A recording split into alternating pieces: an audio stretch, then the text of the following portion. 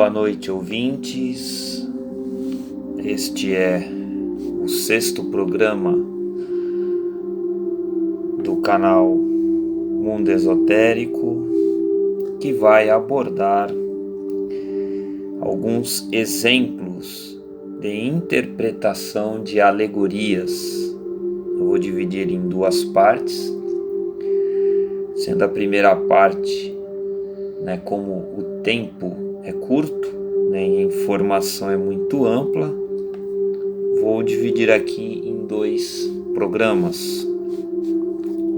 E além de tudo, peço aí os nossos amigos, nossos irmãos, que possam de fato se inscrever no canal, dar aquele seu joinha e divulgar essas informações de caráter esotérico, de informações aprofundadas a respeito da obra A Sabedoria Oculta na Bíblia Sagrada, do padre ocultista e maçom Geoffrey Hodgson.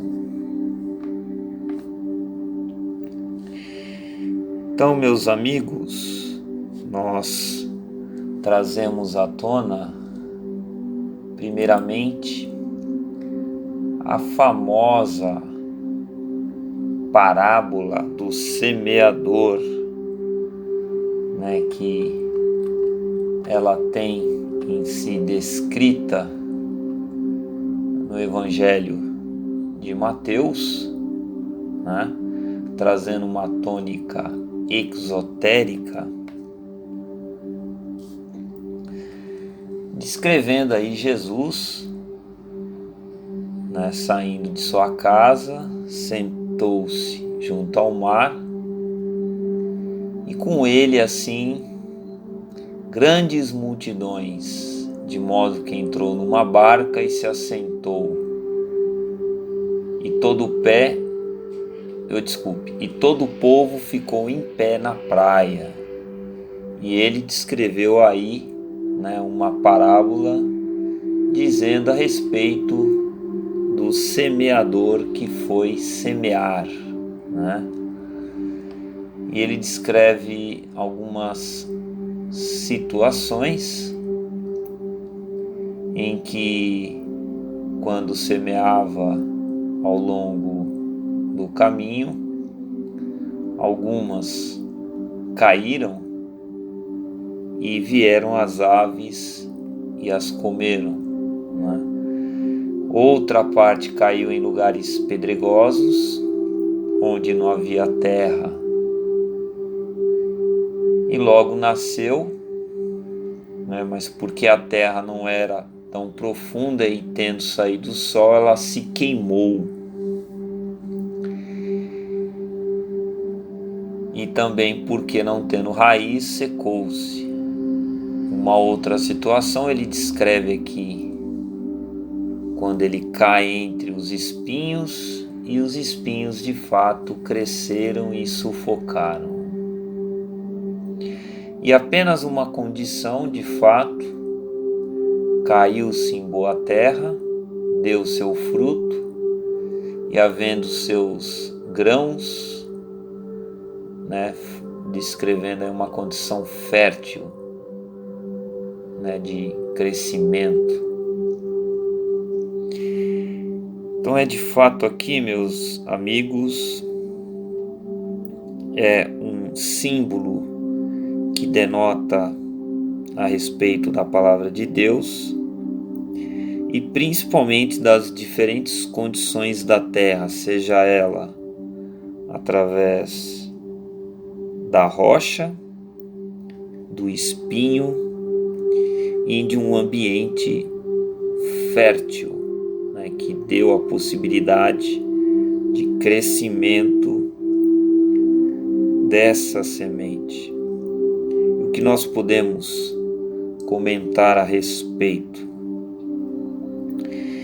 Que essas 3 condições, nós temos uma quarta em relação à ave, que come aqueles grãos, São todos aspectos que estão correlacionados com os estados da mente e a capacidade do desenvolvimento consciencial evolutivo, né? Onde há de fato um ambiente em que há a possibilidade de trazer uma consciência fértil para assimilar essas informações, então isso dará muitos frutos, né? Enquanto aquele que ainda não tem preparado se encontra com diversos aspectos relacionados com o próprio espinho, né, do qual o indivíduo ainda não está apto a mergulhar mais fundo dentro de si e compreender a verdadeira natureza da existência, da própria vida. A própria obra monumental de A Doutrina Secreta, ela revela várias chaves de interpretação da Bíblia, e dos quais nós estamos trazendo à tona em relação à chave de interpretação fisiológica, né? Trazendo um grande tesouro de conhecimento a toda a humanidade. É uma chave de autoconhecimento, é uma chave de autotransformação. E nós vemos também uma outra linguagem simbólica, né, de quando Jesus faz referência de comer sua própria carne e beber o seu próprio sangue. E ele descreve bem nesta passagem, que diz o seguinte: em verdade vos digo, se não comerdes a carne do Filho do Homem e não beberdes o seu sangue, não tereis a vida em nós. Quem come a minha carne e bebe o meu sangue tem a vida eterna.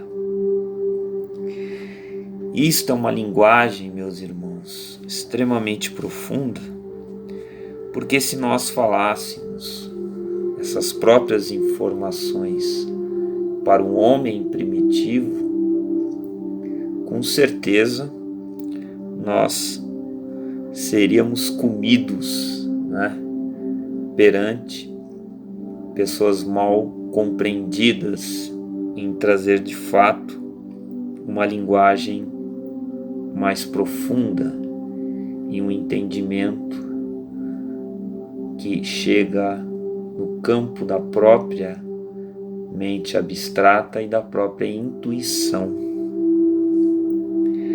A carne de Cristo, meus irmãos, é o próprio conhecimento espiritual. É o intelecto humano que absorve a divina verdade, onde a própria intelectualidade se torna iluminada. Ela é inspirada pela revelação interior. E o sangue de Cristo é o próprio transbordar a própria vida divina, onde o próprio universo é manifestado. Quando eu falo em Cristo, meus irmãos, é o Cristo manifestado como o segundo aspecto do Logos, o Cristo cósmico, na formação, na manifestação do universo. Beber o sangue é iluminar e despertar a vida universal em todos os seres e se auto-identifica de forma consciente com todos.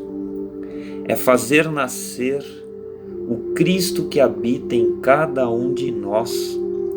Esta consciência crística nos une, nos unifica, nos traz a própria presença da fraternidade universal.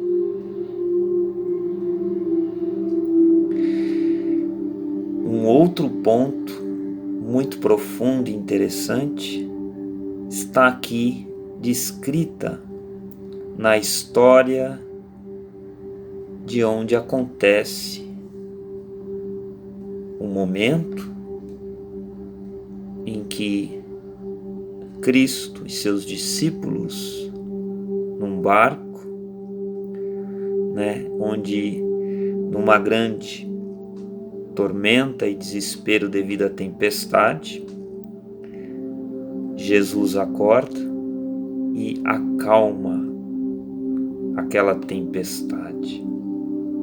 E nós podemos tirar daí uma interpretação humana e psicológica. Isso está descrito lá em Marcos, no capítulo 4, no versículo 36 até o 41. E nessa interpretação, o próprio barco é o símbolo do corpo humano que está aí de fato transportando a alma com seus atributos sobre a água da vida. E quem são os discípulos? São as personificações de qualidades e tendências humanas.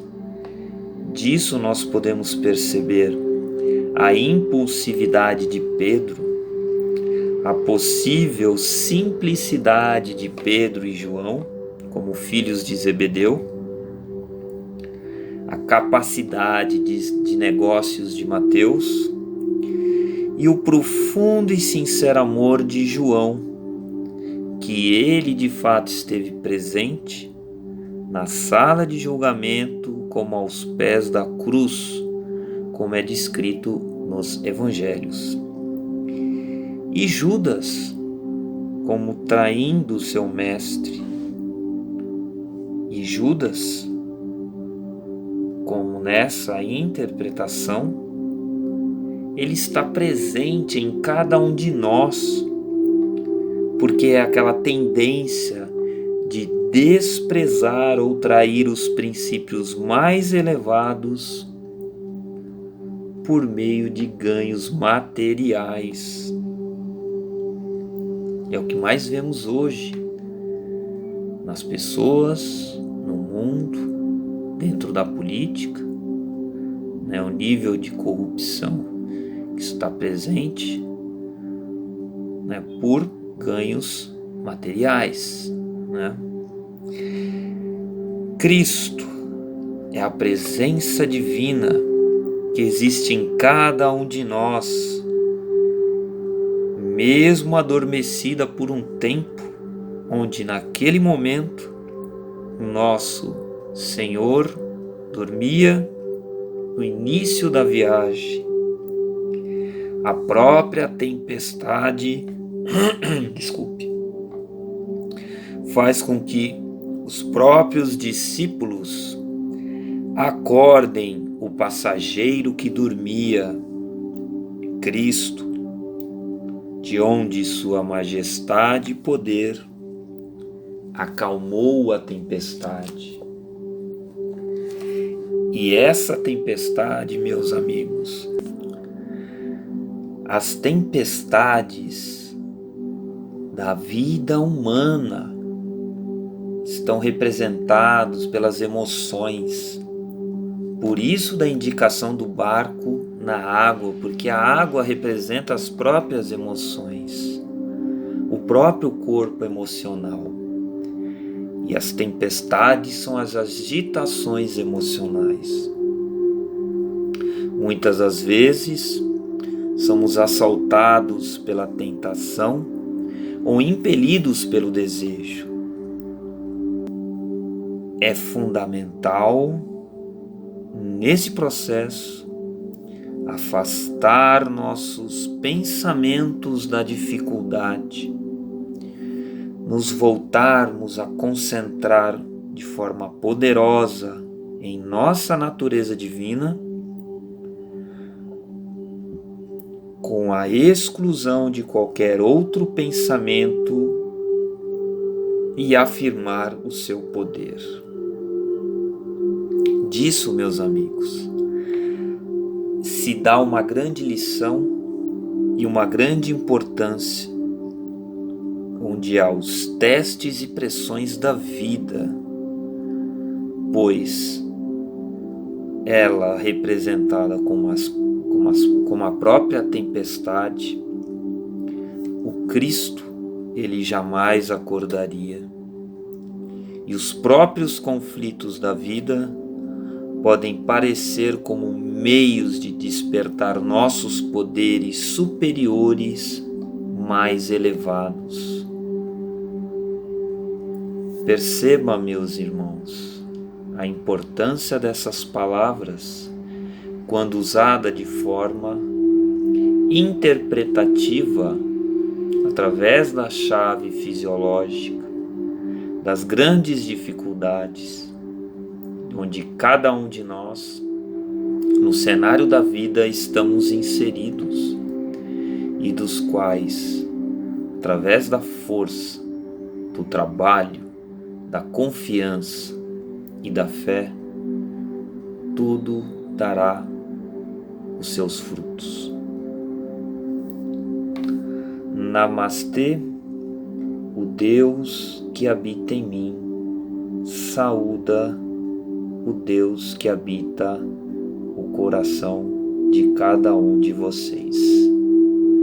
Terminamos esta primeira parte, para em breve entrarmos aí numa continuação desse assunto, para nossos estudos. Gratidão, gratidão, gratidão.